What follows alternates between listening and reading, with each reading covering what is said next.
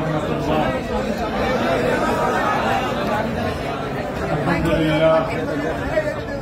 الحمد لله نحمده ونستعينه ونستغفره ونؤمن به ونتوكل عليه ونشهد أن لا إله إلا الله وحده لا شريك له ونشهد أن سيدنا ومولانا محمدا عبده ورسوله صلى الله تعالى عليه وعلى آله وأصحابه وبارك وسلم. أما بعد، فأعوذ بالله من الشيطان الرجيم. بسم الله الرحمن الرحيم. وإذ قال إبراهيم رب اجعل هذا البلد آمنا واجنبني وبني أن نعبد الأصنام. صدق الله العظيم. জামিয়া রহমানিয়া আজিজিয়া আজকের এই মিলন মেলায় আমার আসাদুল্লাহ কেরাম উপস্থিত হয়েছেন। আমার উস্তাদ মুহতারাম মুফতি হিফজুর রহমান হাফিজাহুল্লাহ তাআলা, আমার অভিভাবক জামিয়ার সুনামধন্য প্রিন্সিপাল আল্লামা মাহফুজুল হক হাফিজাহুল্লাহ, আমার বড় ভাই মুফতি আশরাফুজ্জামান রহমত বারাকাতুহুল আলিয়া সহ জামিয়ার আমার সকল সহকর্মী, আমার প্রাণপ্রিয় ছাত্রবৃন্দ এবং বিভিন্ন দিনী ইদারাগুলো থেকে, বিভিন্ন জায়গা থেকে এবং এলাকার বিভিন্ন অঞ্চল থেকে সমবেত দিন দরদি মুসলমান ভাইয়েরা, সর্বপ্রথম আমি আপনাদের শুকরগুজারি আদায় করতেছি যে আপনারা অভূতপূর্ব আজকে আপনাদের এই উপস্থিতি এবং আপনাদের এই অভূতপূর্ব উচ্ছ্বাসের মধ্য দিয়ে আপনারা ইসলামী আন্দোলনের পথ চলার একজন পথিককে অনুপ্রাণিত করেছেন। আল্লাহ রাব্বুল আলামিন আপনাদের সকলকে এর উত্তম বিনিময় জাযায়ে খায়র নসিব করুন। আমিন। কাটা কাটা কয়েকটা কথা আমি বলবো, সময় দীর্ঘ নয়। আর সকলে উপলব্ধি করতে পারতেছেন যে আমার প্রতিটা কথাই এখন এটা অনেক বেশি পরিমাপ করা হচ্ছে, দেখা হচ্ছে যে আমি কি বলি। আপনারা যতটুকু মনে করতেছেন যে শুধু একটা কর্তৃপক্ষ দেখতেছে, তা না, দুইটা কর্তৃপক্ষ দেখতেছে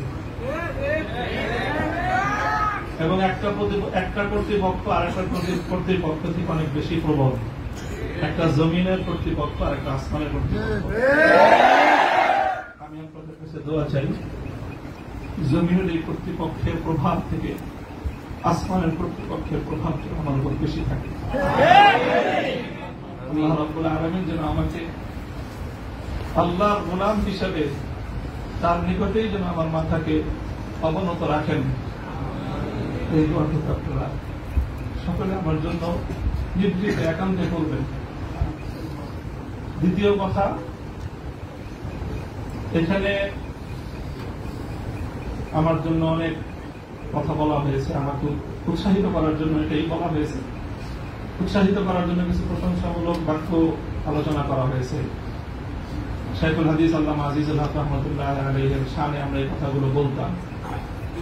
সময়ের এতটা অল্প ব্যবধানেই সেই কথাগুলো যে আমার সন্তানেরা যারা বলেছে, আমি সন্তানই বলবো, ছাত্ররা তোমাদের কাছে মুফতি সাঈদ হয়তো অনেক বড় শিক্ষক হতে পারে, আমার কাছে ওই সাঈদই। তারা আমাদের সন্তান, তারাও আমাদের সম্পর্কে সেই কথাগুলো বলেছে। শাইখুল হাদিস রাহমাতুল্লাহ আলাইহি বলতেন যে এই কথাগুলোকে প্রশংসামূলক কথা নয়, বরং আমি কালিমাত দোয়াইয়া, দোয়ার বাণী হিসেবে, দোয়ার কথা হিসেবে আমি বরণ করে নিলাম। আল্লাহ পাক আমার সন্তানদের, আমার সহকর্মীদের, তাদের এই কথাগুলোকে যেন আল্লাহ আমার হকে, আমার ক্ষেত্রে দোয়া হিসেবে আল্লাহ কবুল করেন। এই কথার মধ্যে একটা কথা এসেছে, সেটা হলো প্রতি ফোঁটা জুলুমের প্রতিশোধ গ্রহণ করার কথা। আমি এই কথাটা একদিকে প্রত্যাখ্যানও করি, আবার আরেকদিকে সমর্থনও করি। প্রত্যাখ্যান করি এইভাবে যে এটা যাদের আদর্শ অনুসরণে আমাদের এই জুলুমকে বরণ করা, আমাদের এই কারাভোগ, আমাদের এই কারাবরণ, আমরা এই শব্দগুলি বেশি বলি। কি বললাম? কারাভোগ, কারাবরণ। কারা নির্যাতন তো বলবো যত কম বলা যায়। কারা নির্যাতন নয়, আসলে তো এটা কারা বরণ। আমরা তো জেনে বুঝেই এই পথে পা বাড়িয়েছি। কেউ যদি মনে করে থাকে যে আমরা জানি না, তাহলে এটা তাদের মিস ইনফরমেশন। আমরা জানি আমাদের এই পথে চলতে গেলে এই পথটা কুসুমাস্তীর্ণ নয়। এ পথে লাল গালিচা থাকে, কখনো কখনো প্রতীকী অর্থে লাল গালিচা থাকে, তবে সেই লাল গালিচার লালিমাটা যতটা না গালিচার রং দিয়ে লাল হয়, তার চেয়ে বেশি লাল হয় ভাইয়ের শাহাদাতের রক্তের মাধ্যমে। শাহাদাতের রক্তের নজরানা দিয়ে আমরা সেই পথে ইনশাআল্লাহ পৌঁছবো, যে পথে শাপলা চত্বরের ভাইয়েরা শাহাদাতের রক্ত দিয়েছে, যে পথে আমার হাটহাজারীর সন্তানেরা শাহাদাতের রক্ত দিয়েছেন, যে পথে আমার বীরবাড়িয়ার ব্রাহ্মণ শহীদ বাড়িয়ার বীর শহীদারেরা যে পথে আত্মত্যাগ স্বীকার করেছেন, আমরা তাদের সে পথকে ভুলব না। তাদের সেই শাহাদাতকে আমরা কোন সময় সেই শাহাদাত অস্বীকার করার কোন প্রবণতা করে এক মুহূর্তের জন্য বরদাস্ত করব। শহীদ হয়েছে আমার ভাই, সরি বলেন, বাংলায় না বলতে চান দুঃখিত। দুঃখিত যদি বলতে না চান, আপনাদের প্রিয় ভাষা ইংলিশেই বলেন, তবে কি বলেন? সরি বলেন। সে রক্তকে অস্বীকার করার চেষ্টা করবেন না। শাহাদাতের শহীদের রক্তের সঙ্গে গদ্দারি করার মতো সেই বেঈমান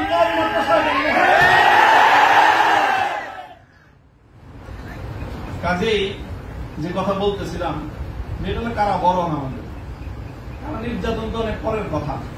আল্লাহ পাক রব্বুল আলামিন কারা এই কষ্ট থেকে আমাদের সকলকে হেফাজত করেন। প্রতিশোধের যে কথাটা, সেটা আমরা তো পয়গম্বর আলাইহিস সালামের অনুসারী।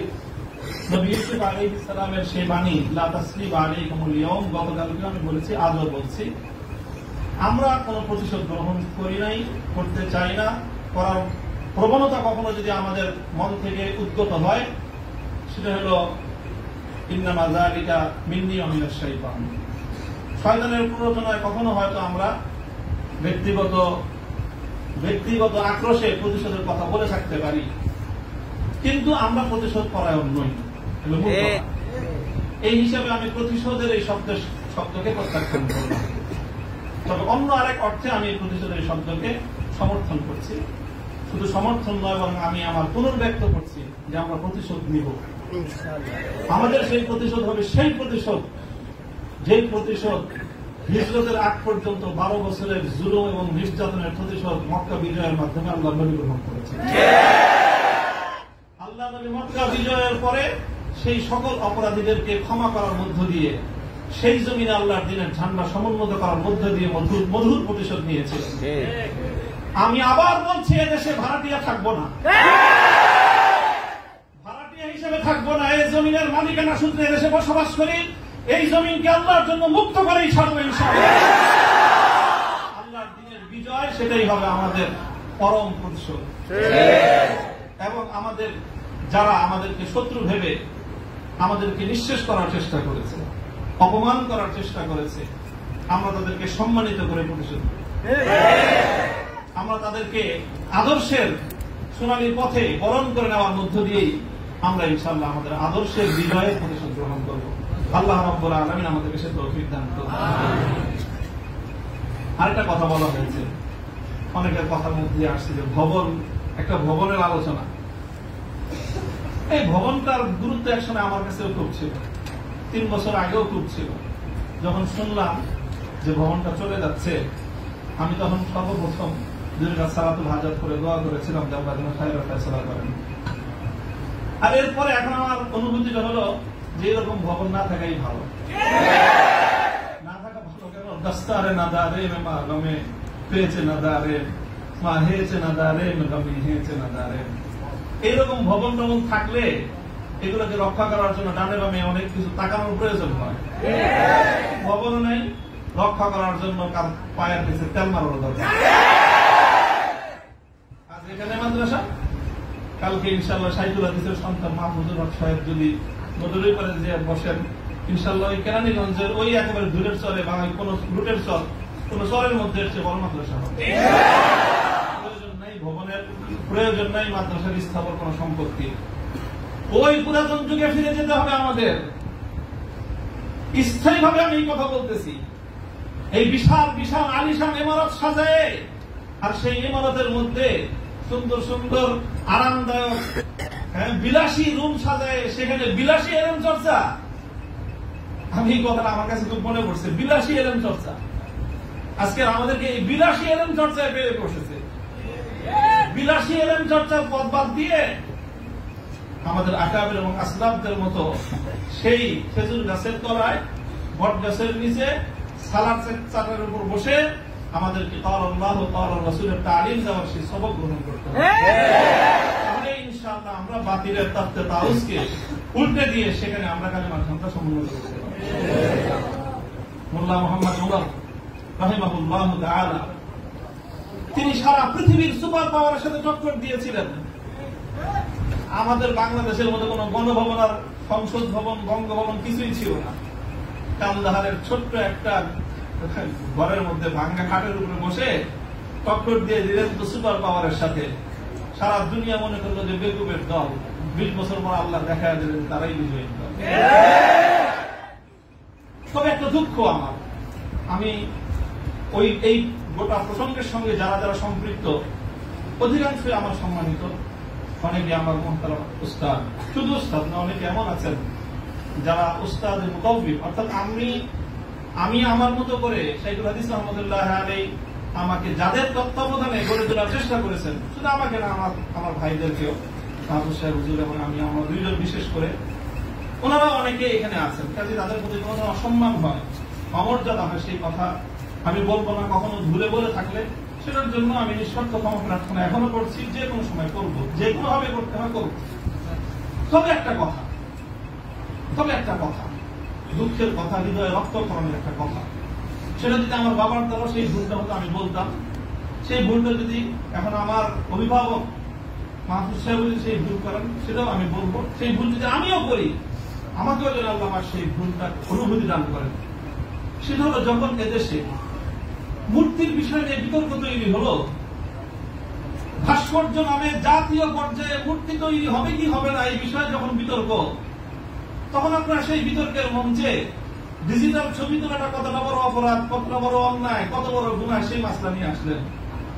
দুঃখটা এই জায়গা, আপনারা সেই মাসলা উত্থাপন করে তখন এই মূর্তি এবং ভাস্কর্যকে প্রকারান্তরে বৈধতা দেওয়ার চেষ্টা করেছেন। আপনারা বোঝানোর চেষ্টা করেছেন যে আজকের একটা ছাত্র ফেসবুকে তার ছবি আপলোড করা যতটুকু বড় অপরাধ, বাংলাদেশের স্বাধীনতার স্থপতি বঙ্গবন্ধু শেখ মুজিবুর রহমান সাহেবের 60 ফুট লম্বা ভাস্কর্য নামক মূর্তি স্থাপন করা সমান অপরাধ। এটা বোঝানোর চেষ্টা করেছেন আপনারা। ব্যাপারটা কি এক? এটাই হলো দুঃখ যে এই কাজটা সামনে করেন না আপনারা। আপনারা যদি ভাস্কর্যের বিরোধিতা করতে ভয় পান, তাহলে আমি আপনাকে দোষারোপ করব না। তবে ভাস্কর্য নামক এই সকল শিরকি সংস্কৃতির বিরুদ্ধে যারা কথা বলবে, তাদের প্রতিপক্ষ হয়ে মাঠে গিয়ে এই ধরনের বিতর্কিত মাসলা উত্থাপন করে জালিমের এবং যারা মূর্তি পূজারীদের দোষর, তাদের অবস্থানকে সংহত করবেন। আমি জানি না, যদি বুঝে করে থাকেন গফরাল্লাহু লাকুম, আল্লাহ আপনাদেরকে মাফ করুন। আপনি যদি বুঝে শুনে করে থাকেন আখাফু আলাইকুমুশ শিরক, আখাফু আলাইকুমুশ শিরক, না বুঝে করে থাকেন, সেটাই আমার ধারণা যে আপনারা অনেক বড় বড় আলেম, রাজনৈতিক প্রজ্ঞা আপনাদের কিছুটা ঘাটতি থেকে থাকতে পারে এই ক্ষেত্রে অন্তত। কাজেই এই জায়গাটায় বিলম্ব হলে আপনারা কথা বলেন, বিলম্ব হলেও কথা বললেন, ইতিহাস আপনাদেরকে ক্ষমা করবে না। দেখেন না যে আমরা হেফাজতে ইসলামের কিছু নওজওয়ান আলেম এবার যেটা করছে, সরকার একটা ভালো বুদ্ধির কাজ করছে। আগের বার থেকে, আগের অতীত থেকে তারা শিক্ষা নিছে। শাইখুল হাদিসের মতো, মুফতি আমিনী সাহেবদের মতো বৃদ্ধ মানুষদেরকে তারা আটকায় জাতির কাছে তারা একটা বিশেষ বড় ধরনের একটা আসামির কাঠ করে দাঁড়া গেছিল। এবার তারা আমাদের মুরব্বীদেরকে কারো গায়ে স্পর্শ করে নাই, শুরুই করছে নামানুল থেকে। এদের হাত পাও গুলি সব বাইরে দাও, তাইলে এই বুড়া মাথা যেগুলো আছে সেগুলো আর কি করবে, এই পলিসি দিচ্ছেন।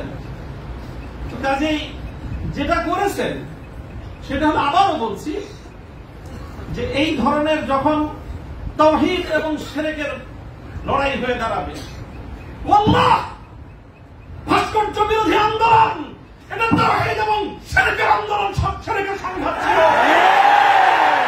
ভাস্কর্যের পক্ষে যারা ছিলেন তারা শিরকের পক্ষে ছিলেন, ভাস্কর্যের বিপক্ষে যারা ছিলেন তারা তাওহীদের সঙ্গে সংঘাত।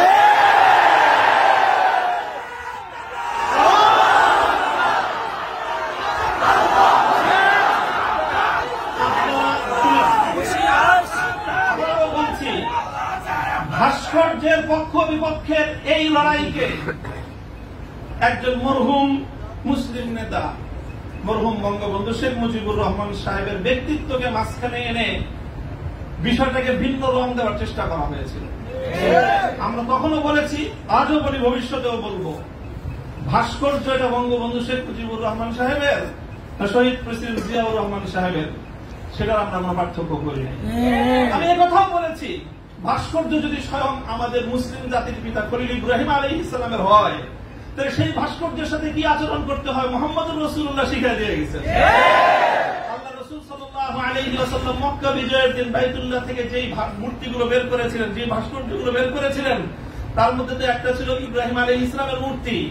কি বলেছিলেন? কাতালাহুমুল্লাহ, আল্লাহ পাক এই মক্কাবাসীদেরকে ধ্বংস করুক, তারা খলিল ইব্রাহিম আলাইহিস সালামের মূর্তি তৈরি করেছে।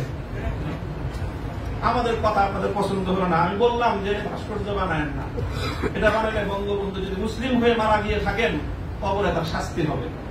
তো আপনারা মনে করলেন আমরা বঙ্গবন্ধুর বিরুদ্ধে বললাম, আসলে বলি নাই বিরুদ্ধে।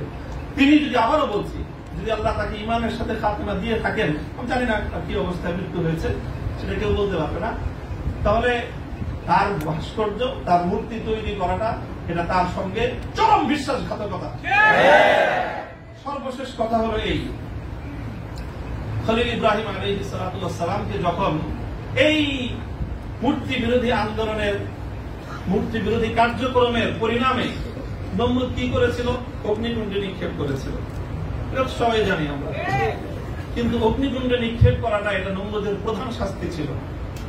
নমরুদ ইব্রাহিম আলাইহিস সালাম যে প্রতিশোধটা গ্রহণ করেছিল সেটা কিন্তু প্রধান এটা ছিল না, জোনাকে কি করেছে? আগুনে নিক্ষেপ করেছে। আর খলিল ইব্রাহিমকে আগুনে নিক্ষেপ করে আর কি প্রতিশোধ নেবে? যে বেটা তার প্রাণাধিক প্রিয় সুপুত্রকে আল্লাহর জন্য হাসি মুখে কোরবানি করতে চায়, তার নিজের জীবনের দাম তার কাছে আর কতটুকু, তার কি মারবে আর কি জ্বালাবে?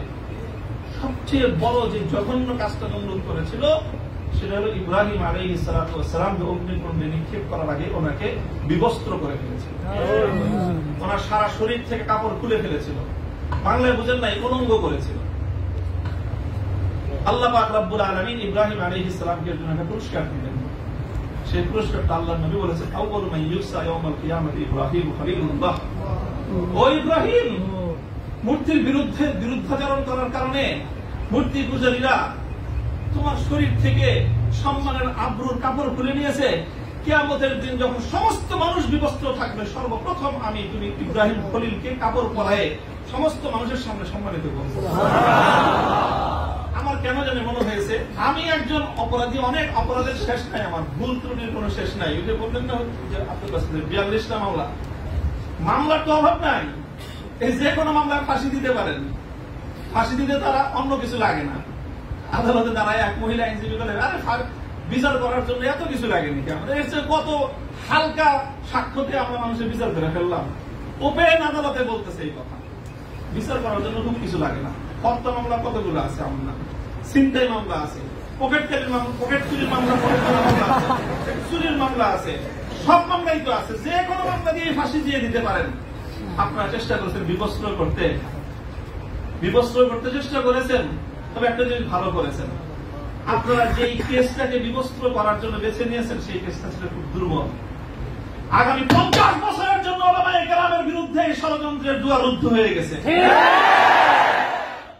আপনারা যদি এই ধরনের ষড়যন্ত্র করতে থাকেন, জাতি আবার নতুন করে বলবে, এতদিন বলতো ইউসুফ আলাইহিস সালামের বিরুদ্ধে যে ষড়যন্ত্র করছে, মামুনুল হকের বিরুদ্ধে সেই ষড়যন্ত্র, সামনে বলবে মামুনুল হকের বিরুদ্ধে যে ষড়যন্ত্র হয়েছিল, আব্দুল্লাহর বিরুদ্ধে সেই ষড়যন্ত্র। আমি আপনাদের কাছে দোয়া চাই, আল্লাহ রাব্বুল আলামিন যেন আমাকে এটার বিনিময়ে ইব্রাহিম আলাইহিস সালামের সঙ্গী করে কিয়ামতের দিন আমিন আমিন। আল্লাহ পাক রব্বুল আলামিন আপনাদের সকলকে জাযায়ে খায়র দান করুন। আমিন। আর অনেক বড় কথা আছে যে আমার এই সম্পূর্ণ এই যে আমার বিরুদ্ধে এত কিছু, এত বড় অভিযোগ বা এতটা মানে নিষ্পেষণের শিকার আমি কেন হলাম, এই কারণটা এখন আমি বলবো না, তবে আপনাদের সকলকে বলবো বাবরি মসজিদের জন্য আপনারা দোয়া করবেন ইনশাআল্লাহ। ওয়া আখিরু দাওয়ানা আলহামদুলিল্লাহ।